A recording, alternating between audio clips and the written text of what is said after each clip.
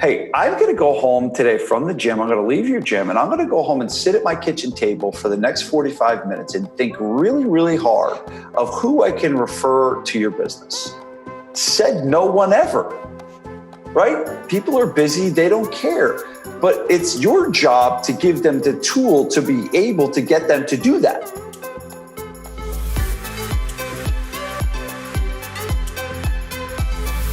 What's up, fitness fans? Welcome back to the Future of Fitness podcast and interview series. This is your host, Eric Malzone, and this is episode number 131. I talked to Vince Gabriele.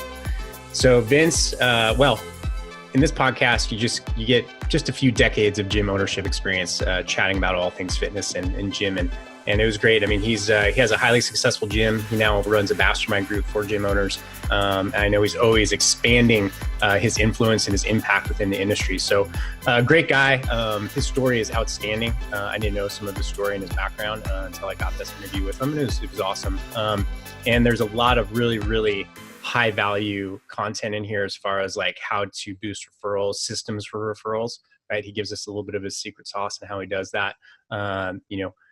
All the various options you have for marketing a gym or your fitness business. So it's worth your time. It's definitely worth your time. And I thoroughly enjoyed it. And I want to read a review, actually. This is from my old friend, Doug Holt, on this show. It says, "The future of fitness. I love how each interview flows and we get an intimate look at professionals in the fitness industry, like Vince Gabriele. What's working for them, where they are, where they think our industry is going, and a chance to view them as real people. Eric's style is a great combo of professional and conversational. I'm excited to hear more." Doug, thanks, brother. I really appreciate it. And if you guys go to iTunes and subscribe to this podcast, go to our YouTube channel while you're at it. Subscribe there. And leave a review. I'll read it on air, just like that, just like Doug Holt. And I really do appreciate it. So before we get into that, I just want to make an offer to you. I am part of a great free online community of gym owners. It's a Slack community. It's called Elite Gym Insiders, and you can check out more at elitegyminsiders.com. And we talk about gym stuff. We talk about the future of the industry. We get connected, and it's free. So why not, right? If you're in the fitness industry, specifically to gyms, either you work in a gym, you run a gym, you own a gym, or you do stuff that gym owners need, go check it out at elitegyminsiders.com. So without further ado, let's get into this. This is episode number 131 with Vince Gabriele. Enjoy the ride. I know I did. All right, Vince, welcome to the show, man. Thanks. Appreciate you having me. Yeah. Excited to be here.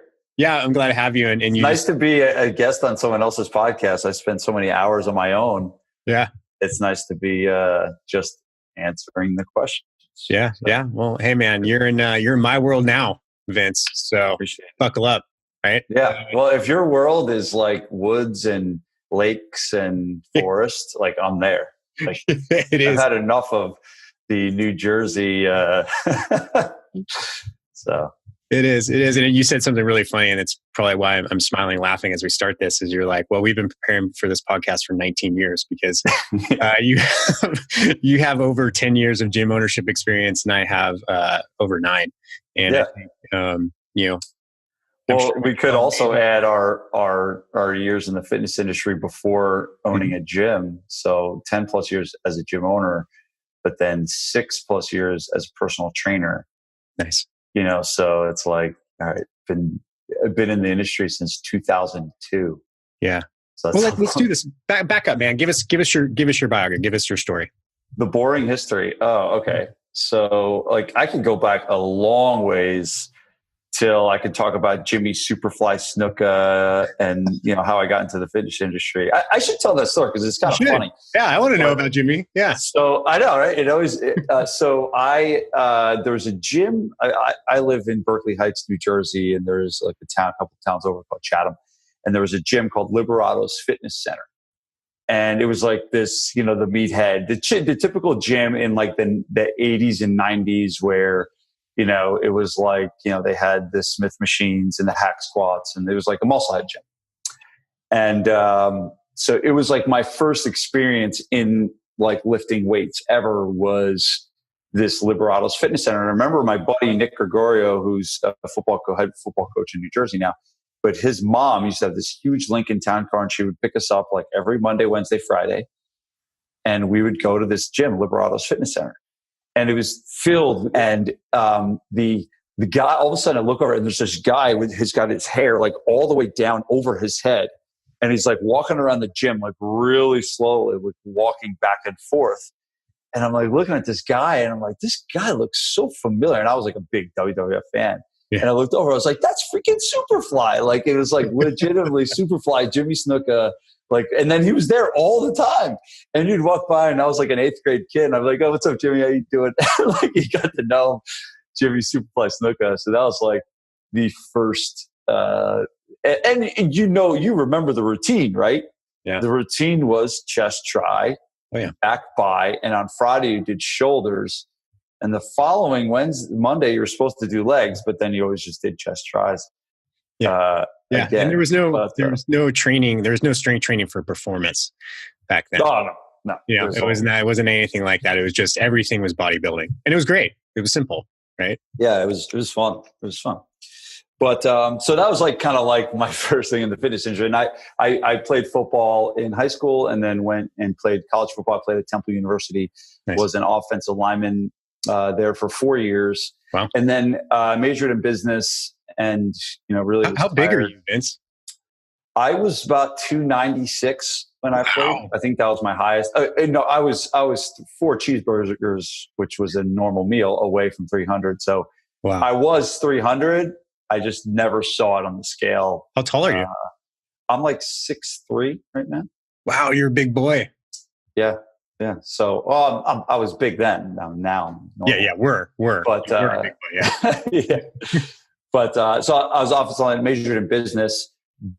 Hated all the classes I was taking, macroeconomics and all that stuff that I should have been paying attention to in hindsight. But got injured many times. So I was like in the the typical story. Like, I was hurt all the time because I was a shitty football player and all that stuff. But is that all right if I curse once in a while? But, but so I, was always better at lifting weights than I was at playing football. And I, decided to get into personal training. And it's funny, you talked about ISSA. You mentioned ISSA before when we were talking before we started. And that was my first certification, was ISSA with Dr. Squat and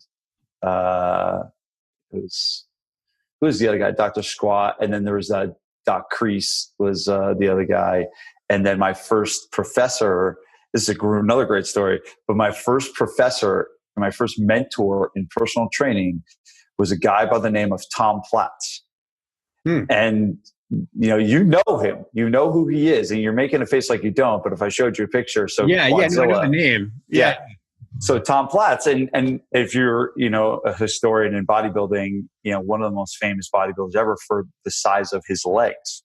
He always had these massive quads. His nickname is Quadzilla, and basically he was my first teacher at ISSA out in San Diego, and in Redondo Beach. I used to go up and train with him once a month and work with him. So he was like my first mentor in the fitness industry when I was out in California. So I moved from Philadelphia to San Diego and lived there and got a job at a place called Fitness Quest 10, who's a guy named Todd Durkin who runs it. And he's a pretty big name in the industry now. But I was an intern there, started there, and then I worked there for 5 years and then moved back to New Jersey, took my California girl bride with me, and then started Gabriele Fitness in 2007, I believe.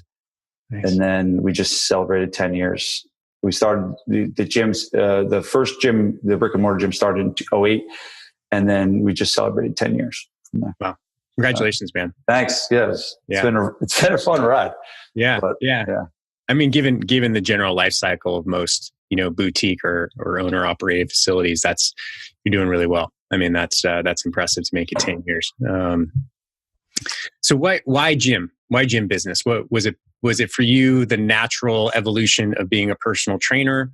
What made you want to start the actual business? Yeah, I've never dreamed of being a gym owner when I was a kid. Like my whole family's in finance. So they're like, what the hell are you doing? Like, you have this opportunity to do really well and, in finance. And that's why I majored in business. So I realized though, like, I wanted to do something I like to do. And I was a personal trainer in the first several years. I loved it. And then I started, I think I was like, 26. And I think at 26 years old, I made $37,000 a year, so it's like, that's not great. Like all of a sudden you're embarking on having, getting married and having a family. And I wanted to live in New Jersey. And my wife didn't know this. My wife thought New Jersey was like really cheap. She thought New Jersey was like, like Nebraska, and like housing prices would be really low. Like she had no idea. She had no idea what she was moving into. Where's she like, from? She's from California. Yeah. Right. So it's like California, New Jersey, the two most expensive places on the planet. But I don't know where I was. But so no, I never had these like kind of dreams to be a gym owner. I just said, I found myself in this spot where I really loved what I was doing. And I really loved the change that I was making in people's lives and I'm doing it on a pretty broad scale I was working with, young kids, like youth athletes. I was working with middle-aged moms, and then I had this whole other. I actually founded the football development program at Fitness Quest 10. Like they have a combine program there, and I was the one that started the whole thing, but which still runs today. But I was training a lot of pro athletes at the time. And I was really loving what I was doing, and I was making a difference. And I was like, I really want to do this. This is what I want to do. But then I was like, okay, if I'm going to do this and I want a life beyond showing up and training 40 hours a week to hack out a living, I needed to run my own business. So for me, that was like, I come from an entrepreneurial background in my dad, was an entrepreneur and started a business, in finance. And so I knew I had that in me. I just took that and just created it in a different industry. So that's pretty much why I did it, is like not out of like I wanted to be a gym owner, but more of like I was in love with the training side and I was in love with helping people. But I knew I needed to do something that was going to provide for my future family at some point. And that was the next logical progression for me. So there was never this like sitting in my bedroom at 9 years old saying, I want to own a gym. Yeah. Well, I think that's a big part of it. And I know we'll get into what you do now, because I know you work with a lot of gym owners, right? Yes. And you do, I don't know, whatever you want to call it, consulting, mentoring, running masterminds. But I know you work with them as the point. And I think I help people get 900 leads in 3 days. Nice. No, I'm kidding. It's a joke, dude. Yeah. I was like, wow. Okay, let's tag. That's the stuff questions about that. That's the stuff that's flying around. Yeah. It's not a good thing. No, it's not. It's not a good thing. No one's set to handle all this. It's like, so whatever. But I try and go the other way and help people build a real business that's going to last for the long haul. Yeah. Well, because that's what I've done, right? That's what I'm only doing. I'm only teaching what I've done. Right. I teach my guys, that are in my mastermind. Like I teach them the stuff that I've seen is proven to work in my own facility, in what I've taught other gym owners that I've had success with. So that's really what I try to do. I test things out, I see what works and what doesn't, and then I go and teach it. Yeah. And it's a key point. And I don't mind diving into that at all. Because we joke, 900 leads in 3 days, but it's not too far off some of the promises that you see, some of the marketing hooks that you see out there. And what, since the advent of digital marketing, or we can even just more specifically say Facebook ads, right?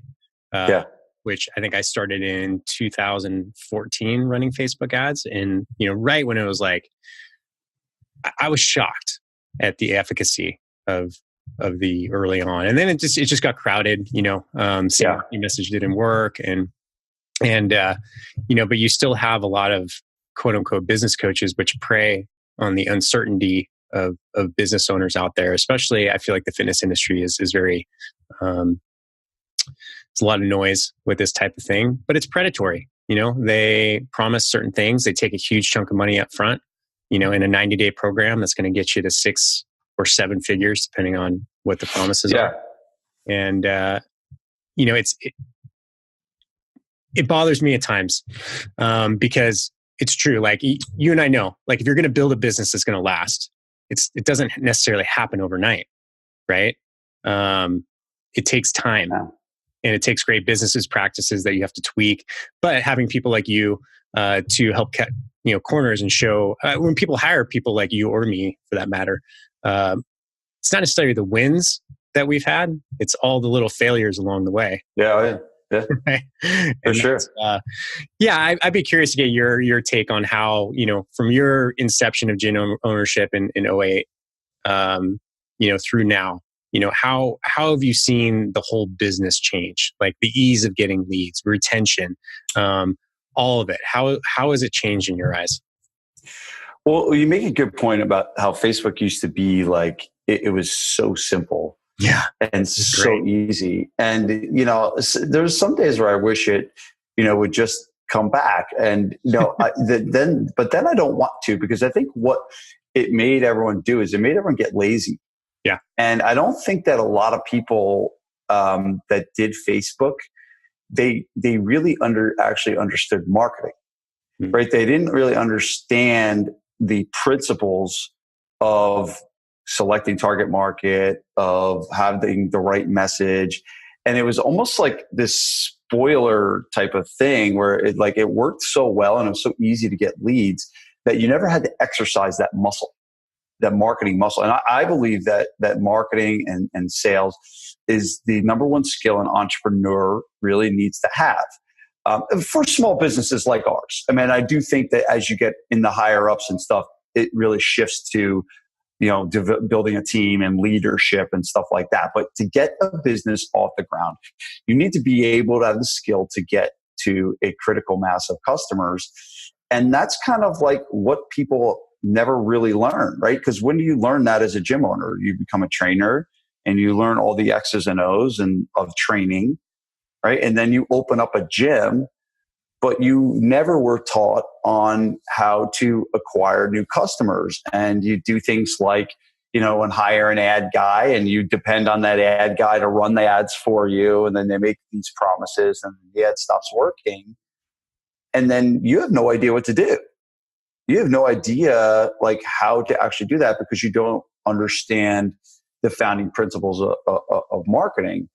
And it's funny because I found them out, later, but I was doing a lot of it by accident in the beginning, just through and I think this is a lot of stuff and maybe it's because I was born in 79, but it's just, I just relied for many years on just really, really hard work and going out. And it was good and bad. It was good and bad, right? It was good because it worked, right? Because I threw myself everywhere I went and I did all the stuff the grassroots stuff.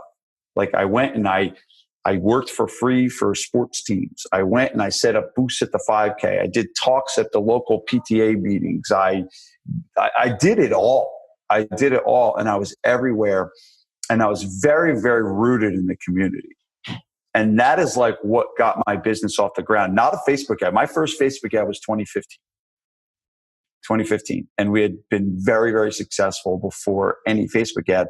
And a lot of it was that the sweat equity of the grassroots marketing stuff, which I think that was a bad thing for me because one, I relied on that because that's all I did. And it was all dependent on me. So the problem with that was, all right, if I got sick, if I stopped doing that, if I got tired, which I did, that stops. And that clash in 2015, that kind of grassroots marketing, and I would lump referral generation, which I think is another thing that people do not focus on and do not develop a system for. And the problem is this with referrals, a lot of people will say referrals are the number one way that I get new business. And the reality is, I asked the question follow-ups. I was like, well, what do you do to get referrals? They're like, no, nothing. I just wait for them. And here is the number one thing that you could do to grow your business, the number one thing that's speaking to you. And I think a lot of people just try and find the next thing versus look at what's working now and how do I pour gasoline on that and make that even better. So if you're getting referrals, well, how about sending a gift to the people that refer so they continue to refer? And how about actually having specific events that generate referrals? And how about, and I think that is, and I teach something called the marketing glove, which is, multiple methods. And we want to try and have 5 if you can. And the marketing glove, and I look at the referral machine. It's something I teach is called the referral machine, which is basically you have specific tactics baked into your business that generate referrals. And then you have a system to reward those referrals, and then a system to get people to be talking about you all the time called omnipresence. So that's like a system I teach, but that is like what the finger of a glove, right? Of if you're going to have 5 ways to generate leads, if you have referrals here, if you have Facebook here, if you have Google here, if you have grassroots stuff here, that foundation is that referral machine. So that is kind of like the way I'm teaching it. But in 2015, when we found Facebook, and I started at the same time to learn direct response marketing, when that combined, and I'll give you some numbers, but basically from 2008, I mean, I'm just speaking adult members. We do have a whole nother branch of athletes, that has gone up and down based on the season for everywhere, but we went from 2008 to 2015. We went from 0 to 150. And from 2016 to 2018, we went from 150 to 300. Nice. And mind you, the average value of a member is, we're in New Jersey, average value of a member is about $350 a month. Oh. So we're not talking like, $149 memberships. So how did we go from 150 to 300? Well, we learned the principles of direct response marketing, combined with starting to use Facebook, combined with continuing to do referral generation and strategies. And we had this glove, we had this thing where we had multiple things going. And that's what, made our business just totally go to another level, which has gotten to the point where I now have all the time I need to teach others how to do it. And I literally, I don't really do anything for my gym anymore. Like, I'm not there. I do no work inside the business. The last thing I did last year was a leadership team meeting where I would meet with 90 minutes once a week. And I don't even do that anymore. And we're still running and still going strong because, we have a good team in place, but we just have a good system. But I think that's where people end up going back to what we were saying before. People end up relying on an outside source to generate the leads and control the lead flow for them. And I believe that you can use those people. I use those people myself. I think they're great. The reality is, the gym owner, speaking to gym owners here, you need to understand the marketing. You need to understand if someone puts out an ad, that if it's garbage or not. And you need to be able to be the master and the creator of this, because that's the one thing that is inevitable, is that there's attrition. There's attrition, that there will be attrition, that people will move away, people will get divorced, things will happen. And I say, if you have, 80 members, right, at the start of the year in January, and you want to get to 160, you don't have to add 80. You have to add more than that, because you have to account for the loss. Yep. Right. Yep. And the problem is, most people's marketing is good enough to fill the loss. Right. They do a good enough job. And when I say good enough job, they probably do nothing, but it's a good enough job to actually fill the people that they lost. And that's why a lot of gyms don't grow, is because their marketing is only good enough to fill the people that they've lost. And the goal is to be able, and because most gyms don't have a retention problem, right? Like there are some, and they can't be helped. The people, I want to say can't, but it's very hard to help a gym that is bleeding members, because from a marketing perspective, you can't fill a leaking bucket.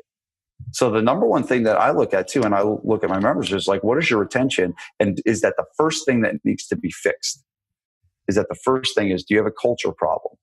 Do you have trainers that are on their cell phones during the sessions? That is things where, that there's no marketing plan on the planet that can fill a leaking bucket. So that's the reality, but that is the minority. Most people are good at what they do, right? Most gyms, they're good trainers. They do a good job and they keep clients for the long haul. Most people. Mm-hmm. And the problem is not being able to get past the natural loss. So that's kind of my spiel. So I just wrapped there for a while, but yeah, it was great, man. There's a lot of nuggets in there. I'm curious, with an average client value of about 350, are you doing small group training? What type of training do you do there? So we do small group training 1-on-4, and we do it in a very interesting way in that we set up in our gym, we've set up about 5 mini gyms, and we basically there's like a rack, a set of kettlebells, a set of dumbbells, and whatever else we need for each area of the gym. So we'll have one trainer with 4 clients in that area, and they stay in that area the entire time. So it gives us a lot of good focus and gives people a really good high value, high touch point session. With that, they get large group as well. And large groups like the traditional metabolic. But ours is very cardio based because our market, and this is another really important point, is the program is you have to think about who your target market is, right? And then build the perfect program for the target market that you have. Yes. Right. So a lot of times we try and fit square pegs in, to round holes, and we try and do groups of 30 people, with doing very high complex movements with, 75-year-old people. That could be an exaggeration, but the reality is you got to find out who your target market is, and your program needs to be built around them. So we look at our target market. It's very clear. It's 40 to 60-year-old, male and female. People going through that area of time. Like it's funny because I'm 39 now. So I am now just becoming my market. So I have 3 kids, 7, 5, and 3. I go to the school functions now. Vanessa and I, my wife and I, we went to the school thing where the parents are all there. And it's just holy cow. I am my client right now. It didn't, when I started, I was a 28-year-old trainer that had no kids. I had just got married. And now I am my client. It's so weird. Yeah. But the reality is the very, very clear target market, 40 to 60. And we sat down and thought about what do they need?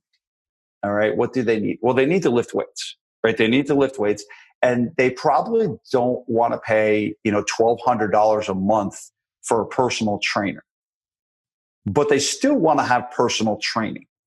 And so hence that's why we do it in groups of 4. One, that they can get a lot of individual attention and make sure they're doing things well and safely. But 2, that the price point is one of, it's not cheap, but it's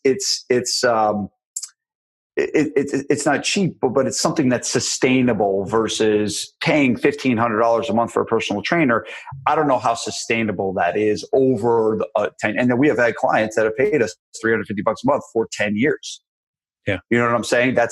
So we wanted something sustainable. And then what else do we want them to do? Well, we need to train their heart, right? We need to make sure that they're doing cardio, if you will, in that kind of term.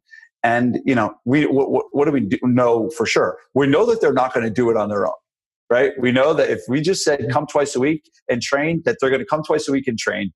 And if we said, yeah, go do cardio on your own, go run and go do another gym. Why would you ever tell anyone to do that? Go to Lifetime down the street and go do your cardio there. So that we started a program called Fat Blast. That's basically an interval training program that is not based on these, a lot of body weight stuff. Where I think that when you're 40 to 60 and you're have all these injuries that you're coming in with, and all of a sudden we want to do all these, high rep body weight, type of workouts. So we've kind of tweaked the program to be more, all right, it's Airdyne bikes, it's the row machine, it's ski ergs, it's, kettlebell work in terms of loaded carries and really basic stuff. that's going to get their heart rate up and down. But the purpose of it is we knew our market really well, right? And this evolved over time. I'm not saying day one we started like this, right? When we got clear on our target market, that's when we started saying, okay, we know who we want. Now we got to make sure we have the perfect program for that person. Yeah. And so now, so we will go and when we go to a seminar, our trainers, our younger trainers will ask us, to go to a seminar, and it'll be some seminar that has 45 Division I strength coaches. And I'll be like, okay, no, you're not going to that, because that doesn't help our client. Yeah. Right? That doesn't help our client. Who is our client? Our client is the 46-year-old male. We'll find a seminar that's going to fill the needs of that person. And that's the seminar that you go to. The other stuff just makes you sound a little smarter, but doesn't actually help the people we're trying to help.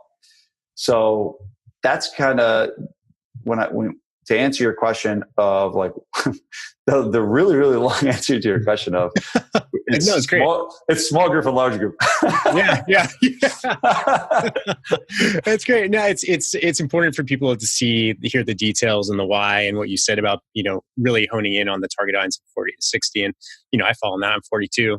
And I can tell you right now that, it's not necessarily the year, it's the mileage for me. Right. Yeah.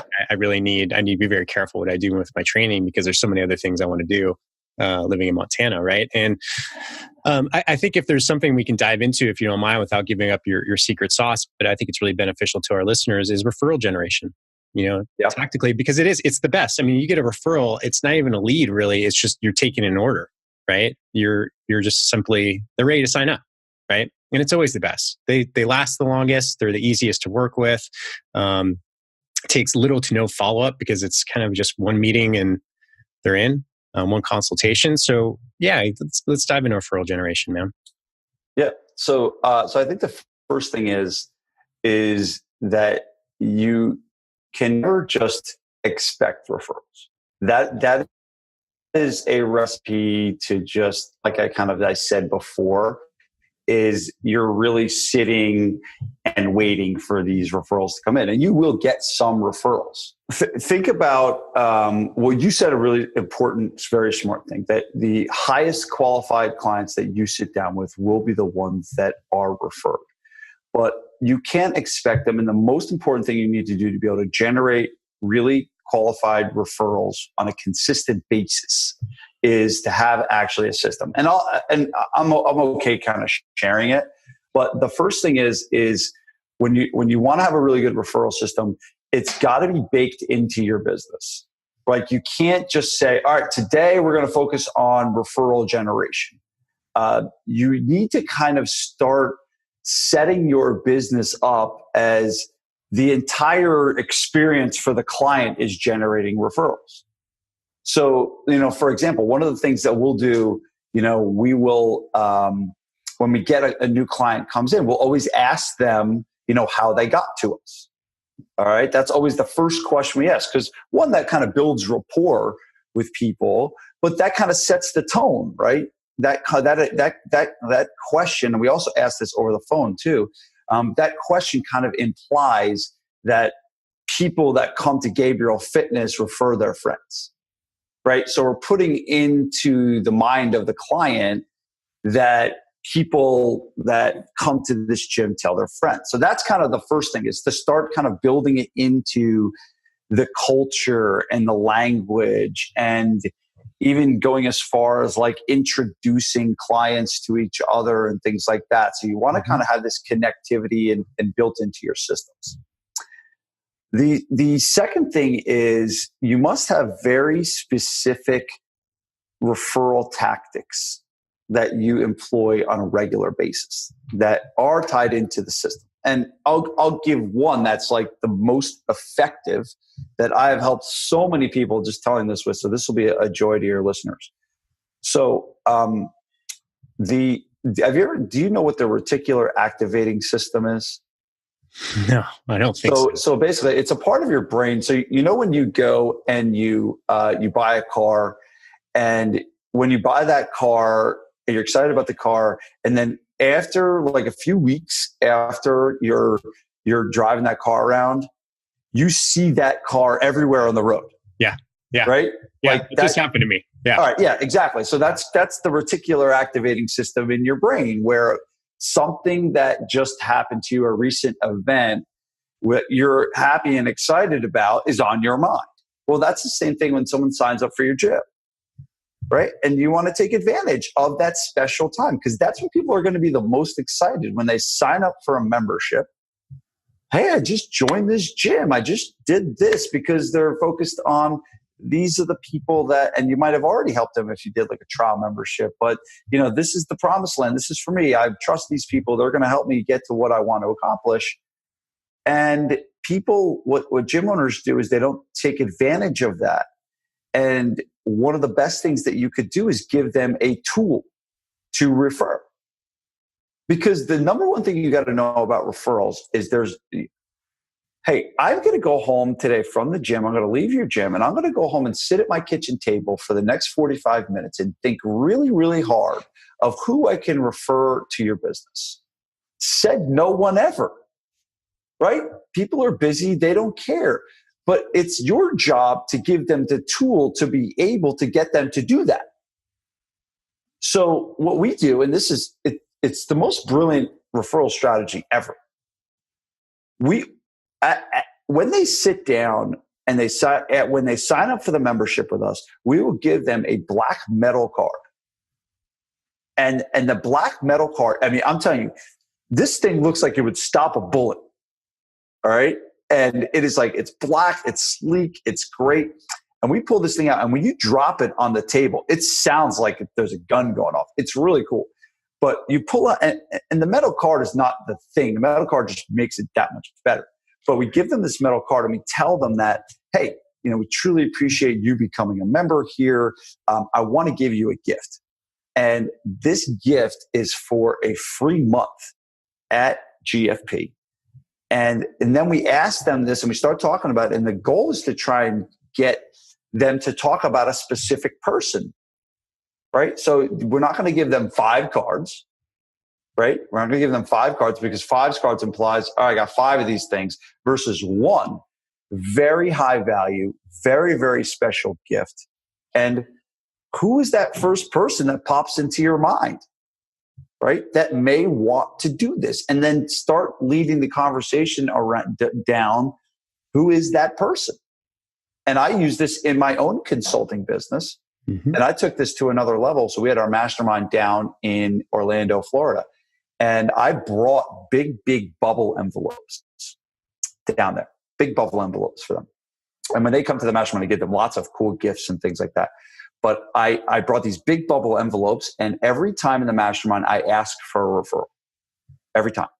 And I tell them I'm going to do it. They know I'm going to do it, and I do it every time. And one of the reasons why I do it is because I want to practice what I preach. Because my mastermind guys can see, all right, yeah, he's teaching referrals, but he's also doing it to us at the same time.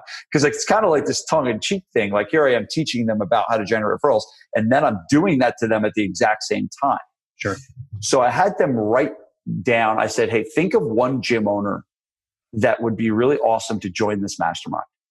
And here's what I want to do. Write their name and address on this envelope. And inside the envelope, I had a card for them to write a card to that person.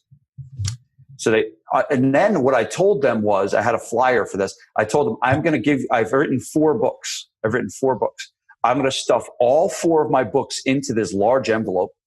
And we're going to send these people a shock and awe gift. A really awesome gift. And they're all like excited about it. They're all thinking about, hey, who am I going to give this to? This is awesome. 4 of Vince's books all in one big bubble envelope, and they're filling out the thing. And it's unbelievable, the excitement of people wanting to refer based on how you do it and how valuable that gift actually is. Yeah. So going back to the metal card, it's that conversation about that one person. Right? Who is that one really, really, really great person? And if you sign up 15 new memberships a month, and you have 15 of these really good conversations, about who they would bring and who they want to give it to, And then you tie in, this is the recipe, this is the secret sauce of this, is a follow-up system for who you gave black metal cards to. Yeah. And then you're following up with people saying, hey, did you happen to think of that person that you want to give the black metal card to? And the front desk team, we talk about baking referrals into a system. The front desk team is trained to look at the list of black metal cards that we have out. We have specific little numbers on them on that went out, is now trained to follow up with people that have not sent in a referral. And then the third part is, what do you do once someone refers? Right? What do you give them? Well, the first thing is, we will do a handwritten card. And that, if you're listening to this and you don't have a large budget, like, doing a handwritten card is the most basic, easiest thing to do. And I think that's the first line of defense. So if you're not doing that, if you're not doing any referral gifts, just start with that. But we send like a Yeti mug in the mail, a Yeti mug. And the Yeti mug is cool because the reason why I like the Yeti mug, because it's kind of like a cool gift. But what do you do with the Yeti mug? You use it all the time. You use it all the time. And now every time someone fills up their Yeti mug, who are they thinking of? They're thinking of us, So even if your logo's not on it, we don't even put our logo on it because it doesn't really matter as much. There are other things that we do, which I'll talk about, that are very important to put your logo on to develop omnipresence. But having a gifting system in place is important. And a lot of times it's like, okay, it's $25 for that Yeti mug. You got the client for nothing. Like, you should be, and we have a whole progression of a gifting system. So we have like it's the Yeti mug. And then our second gift is a cast iron pan. Nice. And the cast iron pan is like, well, what do they do? We're teaching them to cook, right? And we're telling them to cook vegetables and cook eggs and things like that. And so every time they pull that pan out to cook, they're thinking of us. And it's like, it's how are you going to show up differently? What gym is sending freaking cast iron pans in the mail? Well, only me and the ones I've told to do it. So it's just a way to differentiate yourself. But what the rewards do, the rewards reinforce people to continue to refer. Right? That's what the key is, right? Not the one referral. But then when you have a good reward system in place, then you get people to actually want to refer, want to continue to refer. You were a great example of that. I referred you guys a client, and you did a great thing by sending me, I believe it was an Amazon gift card. And since then, I think I've sent you 2 or 3 more clients. And not because you gave me the $100. I wasn't motivated to refer to you because I was looking for an extra $100 on Amazon. I just appreciated the gesture, and I knew that Eric appreciates when I send him people. So now I'm going to want to send him to people. And if you're good at what you do, like you guys are, then in your mindset that the gifting system is, just reinforcing that continuation of referrals. Yeah.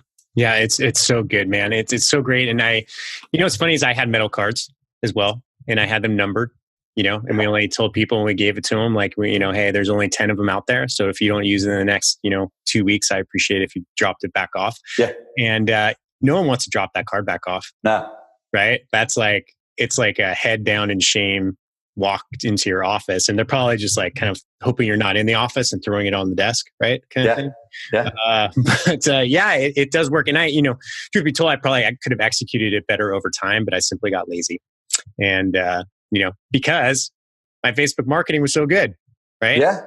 And that's, kind of full circle back to that is like all of these principles that we're talking about. And, when I first started the gym with Traver, who is my business partner, the way we got all of our first clients was we went out and we had to go talk to somebody new every week.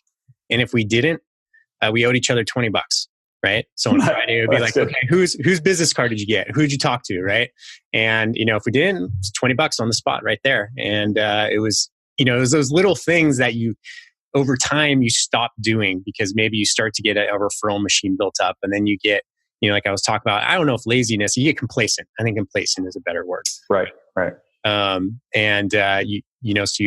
You rely on things that, Facebook advertising, now I know Instagram stories as the day of this recording is pretty hot. But it's all one algorithm switch away from going away, or doubling. Yeah, and that's the only. So I have this quote. I have a really funny quote. Yeah. So some of my talks, I've been doing a lot of speaking. I'm speaking at I speak at the Mind Body Conference, cool. And I speak at Perform Better and stuff like that. But I started one of my talks, and I said it was in quotes. I said, "Only assholes quote themselves." Vince Gabriel. It usually gets a good laugh. It usually gets a good laugh. Yeah. But and I followed up with a quote. But the quote is, "The only way referrals will ever go away is if you make them go away." Yeah.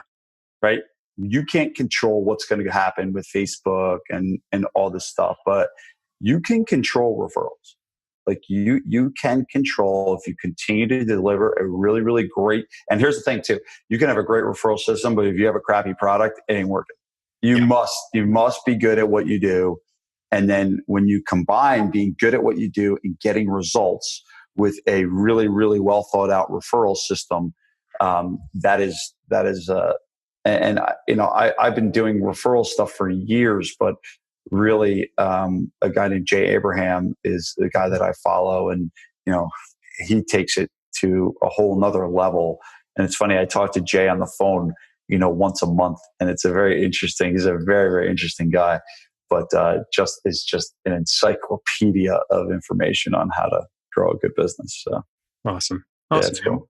Well, you have a few things that people can find you, right? You have a podcast, you got some books. Tell us about what you have out there. I do. I have the podcast. The podcast is called Fitness Business University Podcast, and it's on iTunes. And we have, I think, like close to 50 episodes up. It's cool because it's a different podcast. It's myself and Big Tom, and Big Tom is the CEO of my gym, and he kind of runs the show there. He's been with me all 10 years, and he kind of brings like a great, because he's a trainer too. He brings that perspective of. He was a trainer, kind of doing that 50 session a week, thing. Now he's getting into more of the business development side of things, but he's been with me since the very beginning. And he's a very funny, witty guy. He kind of makes fun of me a lot, but it's he and I together that do all these episodes. And it's like, there's really not a lot of podcasts out there like it, because we talk about a lot of our successes and failures in our gym, and what worked and what didn't and things like that, versus like me sitting down as a consultant and just kind of talking about the ABCs of business. For a gym owner, it's very, very relative because we're living it every day. So we talk a lot about that. So it's a very interesting podcast. It's not just me yapping. It's he and I together, and he asked me a lot of, sometimes probing tough questions on why I think certain ways about certain things. He's a bit of a jerk sometimes to me, but it's actually it's really, keeps you honest. Funny. And you thought I was big. Big Tom is 6'9". Whoa, he's an absolute giant. And it's funny because people will say, they'll walk in and they'll see me and they're like, man, like everyone here is so tall. And then all of a sudden they'll look over at Tom and he's like 6'9". His like head's in the doorway, and I'm like, where are you people coming from? But he's an absolute giant. But so the podcast is one, Fitness Business University Podcast. A lot of really cool stuff on there, and then I've written 3 books, 4 really, 2 really very specific to gym owners. I wrote the Ultimate Guide to Marketing Your Gym and the Ultimate Guide to Sales for Your Gym. Those are like my 2 core books. Are you going to put a link in the show notes? Because I'm going to give away copies. I think it's ultimategymguide.com. Okay. You can go get the marketing book, and it's a free download. There's tons of cool stuff in there. There's been tons of people that have downloaded the book. And yeah, if you want a hard copy, just email me, vince@gabrielfitness.com, and I'll shoot you out a hard copy. Awesome. But start with the download and then go from there. Awesome, man. Well, Vince, dude, thanks, man. This has been great. I know we've, it's funny, we've been working together for months now, but for me to get on and actually hear your story was really a treat. And cool. Man, you delivered the value today. So job well done. Appreciate that. Thank you. Thanks for having me on. Yeah, man. We'll talk soon. Thank you. All right, Eric. All right. See you, bro. Hey, fitness fans, don't leave yet. It's your host, Eric Malzone, and I have a quick favor to ask. Actually, 3 favors. So, number 1, if you're a fan of our show, I ask you to do something that takes under 3 minutes. Go to iTunes, please, and subscribe to our show. Please, please, please. It means so much to us. It's so important. And then give us a favorable review. We would really, really appreciate it. And I can't tell you how much it means and helps us out. So I know it takes 2 minutes of your day, and it means a lot to us. So please do that. Number 2, go to our YouTube channel, our Fitness Marketing Alliance, and please subscribe to our YouTube channel there. Number 3, if you like this episode or any of the episodes that we've released, share it on social. That's huge. That's a big deal for us. And we put a lot of work into these episodes, trying to give you great, actionable content for the fitness industry. So that would mean a lot. And that's it. So we have some big plans coming up for this show. I'll be talking about that in the next couple episodes. But thank you so much for listening. It means so much. And if you have any questions, please reach out to me. I'd love to hear from everybody. Eric, ERIC, at fitnessmarketingalliance.com.